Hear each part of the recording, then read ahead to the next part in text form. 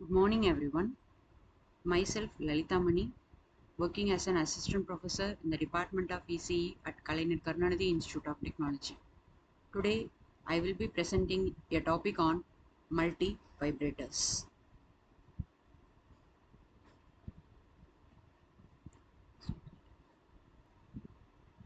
A multi-vibrator is an electronic circuit that generates square, triangular, or pulse waveforms.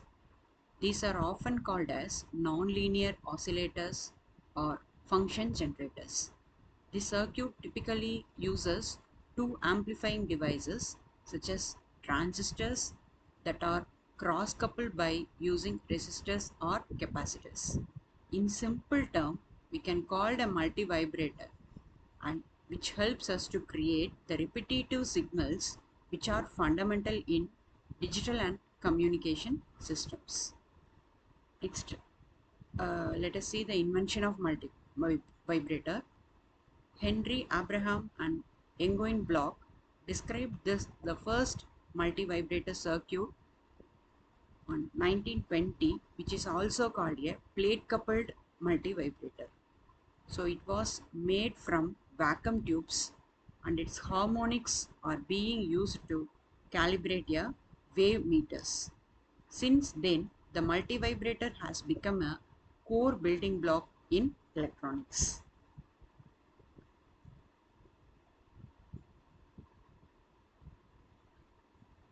Let us see the types of multivibrators. So there are three types of multivibrators based on the circuit operation. First one is called astable, second one is monostable, and last one is bistable. Astable multivibrator which has no stable state and keeps oscillating. So the main application of this astable multivibrator is oscillator. Second one is monostable multivibrator here, which has one stable state and requires a trigger pulse to return to it, which is mainly used as timer circuit. Next one is bistable multivibrator. So this multivibrator has two stable states which acts like a flip-flop and stays in one state until triggered to change. Each type serves the unique role in applications such as oscillators, timers, and memory circuits. Let us see in detail one by one. First one is called astable multivibrator. Astable multivibrator continuously generates square waveforms without requiring any external trigger. So it is also known as a free running oscillator. Here the two transistors alternatively switch between cutoff and saturation region. Because of this, the circuit has no stable state. It keeps oscillating on its own. So, in astable multivibrator, the frequency of oscillation depends on the RC time constant of the coupling circuits. So, the astable multivibrator consists of two cross-coupled RC amplifiers which has two states. In the first state,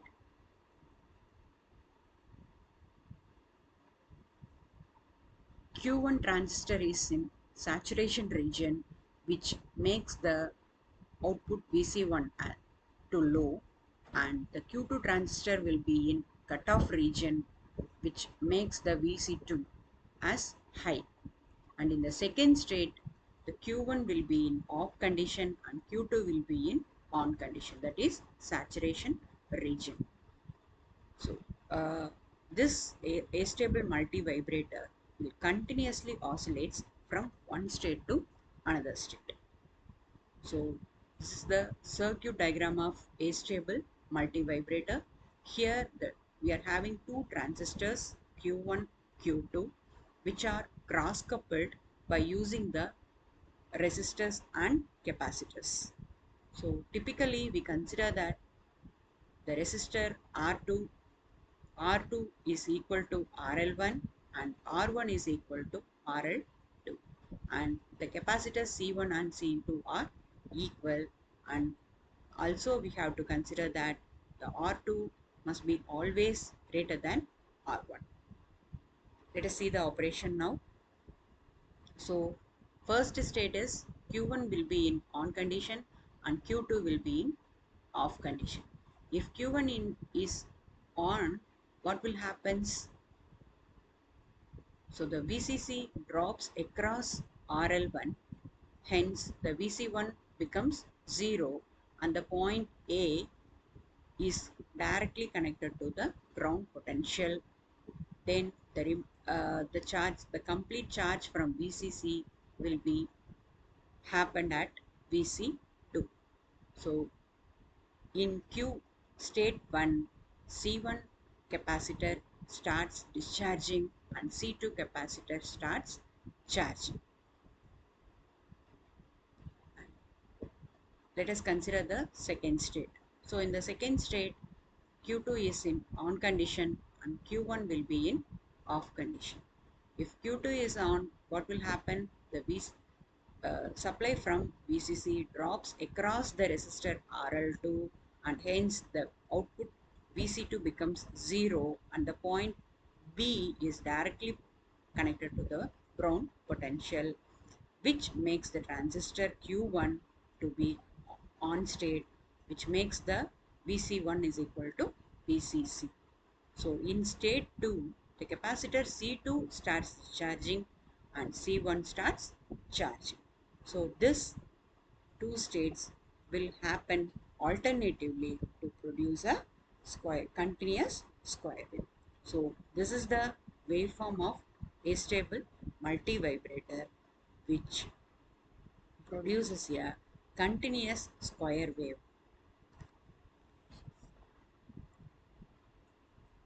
So let us see the frequency of oscillation. So the off time for Q1 is T1 is equal to 0.69 into R1C2, and that of for Q2 is T2 is equal to 0.969 into R2 into C1. So the total time period is T1 plus T2, which is 0.69 into R1C2 plus R2C1. So here already told that we are considering that R1 is equal to R2 is equal to R and C1 is equal to C2, which is equal to C. So that is the two stages are symmetrical. Then what will happen? The total time period is equal to double the value, that is 1.38 into RC. So the time period is the reciprocal of your frequency. So F is equal to 1 by T, which is equal to 1 by 1.38 RC, which is equal to 0.7 by RC. So let us see some applications. So this astable multivibrators are mainly used where the low clock frequency pulse train is required, and also relaxation oscillators, which are the parts of vehicle indicator lights, oscilloscopes and television receivers, and also in timing signals. Next one is called monostable multivibrator. So yeah, multivibrator which has only one state and one temporary quasi-stable state, and the level transition is mainly depends on the external trigger pulse, is known as multivibrator. So once triggered, it eventually returns back to its stable state automatically. So that's why this monostable multivibrator is mainly used in timer circuits. Let us see the operation. So this is the circuit diagram of monostable multivibrator. So here we are having a two cross coupled transistors Q1 and Q2, and instead of using a capacitor at the right side of the above the transistor, we are using a trigger pulse which is given through the capacitor C2, which is connected to the base of the transistor Q1. 1. So let us see what will happen. So when the circuit is powered on, the transistor Q1 remains off and Q2 is on. Once a positive trigger is applied to the base of the transistor Q1, it switches on and forces the transistor Q2 to be off.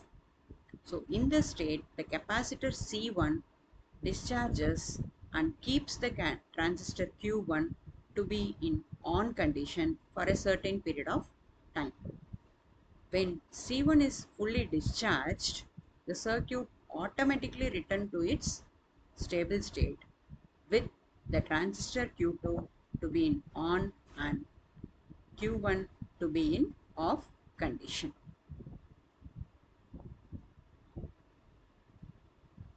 So let us see the applications of monostable multivibrator. It is mainly used in analog systems to control the output signal frequency. They help synchronize the line and frame rates in television broadcasts, hold output voltages for a fixed duration, and even generates tones in electronic musical instruments like organs. The last type of multivibrator is bistable multivibrator. It is also known as the flip-flop. Here both the capacitors are removed and the circuit has two stable states. It stays in one state until a trigger pulse forces it to switch. When with the set and reset signals, we can control whether the Q1 transistor or Q2 transistors on by making the circuit essential for digital logic. Let us see the operation.